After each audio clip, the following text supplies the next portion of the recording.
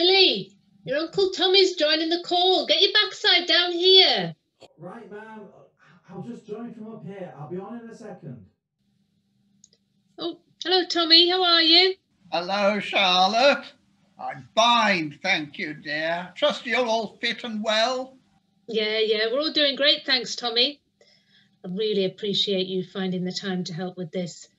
Billy's been struggling with this assignment all week. It's got him really stressed. Charlotte, it's no trouble at all. Just really good to see you. It's been too long. Yeah, thanks, Tommy. Billy should be joining us in a moment. You know what kids are like at that age. Billy, hurry yourself up. Your uncle's waiting. I'm joining now, ma'am. Hi, Uncle Tommy. Hello, Billy. Well, I gather you've been having a bit of trouble with your schoolwork. Yeah, it's been really tough. I've been told to talk to someone who lived through the Second World War, and I just couldn't think of anyone until the other day when Dad suggested I talk to you. Well, your father is very sensible. So, young man, what is it you want to know? Well, I did write a few questions down. Yeah, here they are. So were you a soldier?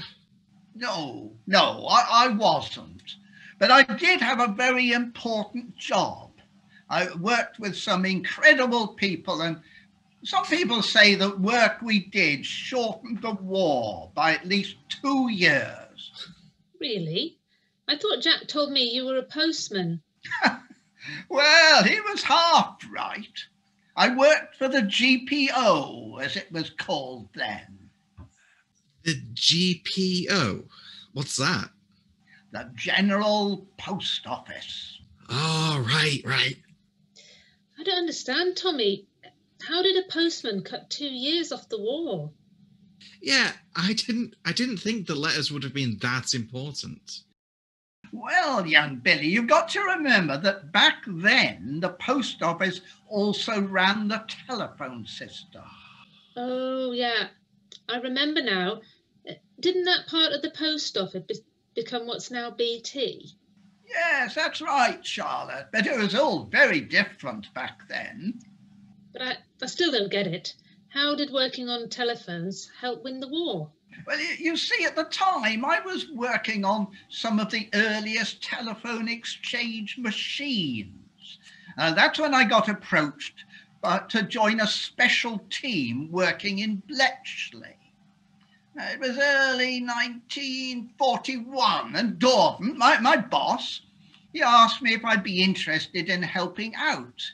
He'd been asked by Alan if he knew anyone who could help them to build a special machine. Well, I've not heard about any of this. Jack never told me. Well, that's because he didn't know. It was top secret until a few years ago. Top secret? Wow, were you a spy? No. Nothing so glamorous. No. I was just an engineer who built a very special machine. Oh, what sort of machine? What did it do? Well, I've got something I can show you. Oh.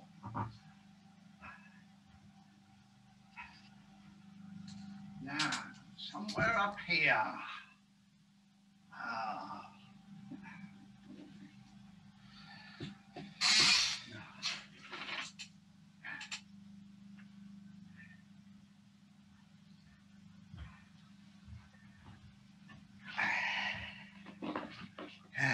Now,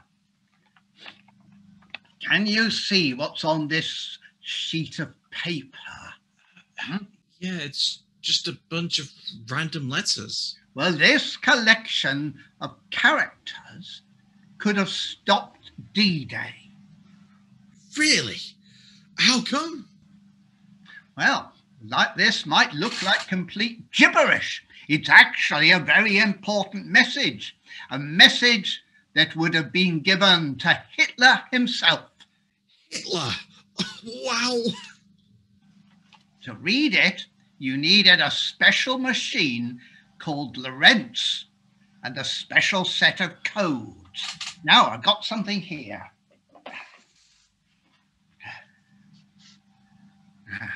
This is part of that machine.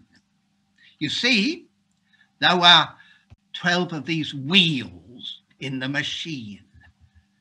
And depending on how you set those wheels using the code, it would change how the message came out. That meant there were about 16 billion different combinations of these codes that could be used to set the machine. 16 billion. Wow. Exactly. Now, there was no way a person without one of those machines and the code could have decoded that message. So what we had to do was build a machine that could work out which code was used to make each message. And we had to do it within a day. They changed the code every day, you see. Yeah, but could you not just get a computer to do it? Young man, back then computers were very clever, lovely ladies who were really good at doing calculations. But even as good as they were, this was beyond their abilities. We had nothing like that laptop you're looking at right now. Honestly, no computers. How did you do it then? Here. I knew what we needed for the machine was a lot of valves like the one I've got here. I remember seeing those. My granddad had an old radio which had a few of them in, and Nan used to say he was always swearing at the thing because they kept burning out, normally right in the middle of the football. Yes, they did have a reputation for being unreliable, but that's because most people didn't know how to use them properly. You just had to treat them right. They could last for years. But what does it do? It's like an electronic switch, young man. Have you heard of transistors? Those tiny little things that make all these fancy computers and your PlayStation work? Yes, yeah, we learned about those in physics. Well, valves like this do the same sort of thing. It's all we had to work with back then, though. Max didn't like the idea as he didn't trust them, much like your granddad and his radio, dear. He wanted something mechanical, but I knew it wouldn't be fast enough. Anyway, I couldn't convince him to support my idea, so I just had to do it myself. Needed 1,800 valves, but I knew we could get it working. See, I'd been using them for years on the old exchanges. 1,800 of those? That thing must have been huge. Oh, yes. With a name like Colossus, you know, it's not going to be small. That's what we called it then, you see. How did you even start building something like that? Piece by piece, dear. It took a team of about 50 of us 11 months to build it. Even though I got some support from Gordon, I still ended up using my own money to complete it so that I could prove it would work. No, it wasn't pretty, but I couldn't have been more proud of what we'd done. We were the first, you see. No one else had built an electronic machine that could be programmed. So you built the first computer? In a way, yes. Not like the ones you see today. Oh, no keyboard, no screen. Just lots of switches, buttons and lights. Oh, and this.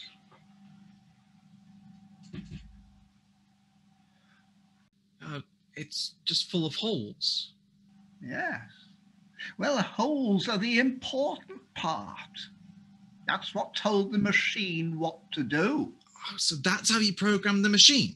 That's right. This is just a little piece of the tape. You see how the holes are in rows? We would have 20,000 rows on each tape loop that was hundreds of feet long. It was amazing to watch the machine going at full speed. You could get through 40 foot of tape a second. Wow. So, what happened to it? Well, it helped win the war. Like I said earlier, that message there could have stopped D-Day. Thanks to Colossus, we worked out that this message proved Hitler thought all the D-Day preparations were a feint. This meant he didn't move any more soldiers to Normandy. Eisenhower wasn't going to go ahead with the landings until we showed him the message. So, you met Eisenhower? You mean General Eisenhower? We were just learning about him in history last week. Oh, yes. He had a meeting with the whole team. I remember it like it was yesterday. We handed him the decrypted message. He read it, then turned to his staff and said, "We go tomorrow." The rest, as they say, is history. Well, I can't believe you've kept all this a secret all this time. Well, you see, dear, we didn't have a choice. Just because the war ended, it didn't stop the work we were doing. We had a Colossus running until 1960. We wanted to know what the Russians were doing by then. 1960? Wow. Oh, thanks, Uncle Tommy. I bet no one else in my class has anything this good. You're welcome, Billy. Oh, and next time I come to visit, I'll drop off all the things I've shown you. I don't have a use for them anymore. They're all yours. That would be so cool. Thanks, Uncle Tommy. Well, I've no idea that you had to keep all that to yourself all these years. I can't believe how you managed not to let something slip. It wasn't just me, dear. Everyone who worked at Bletchley was sworn to secrecy. All 10,000 of us. 10,000? Can't believe it never got out. At least I know who I can trust with all my secrets now, though. Charlotte, my dear, you know you can tell me anything. Billy, have you got anything else you want to ask your uncle? Honestly, I've got more than I could have ever expected. Thank you, Uncle Tommy. That was amazing. Is it okay if I go now, Ma'am? I really need to make sure I get this written down before I forget it. Yes, of course, Billy. You get yourself away. I'll be putting the tea out in half an hour, mind. I'll be done by then, Ma'am. Bye, Uncle Tommy. Bye, Billy. Thanks again for the call. I'm sure Billy will be bragging about his war hero uncle to his friends for months. It was my pleasure, Charlotte.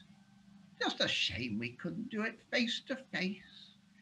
Anyway, I best be off. Need to see to my dinner too.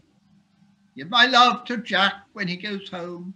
I will do. You take care, Tommy. Bye, my dear. Bye.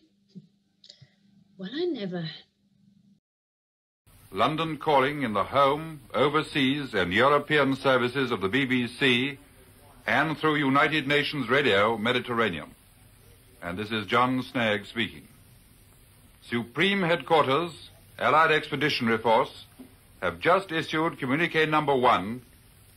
Under the command of General Eisenhower, Allied naval forces, supported by strong air forces, began landing Allied armies this morning on the northern coast of France.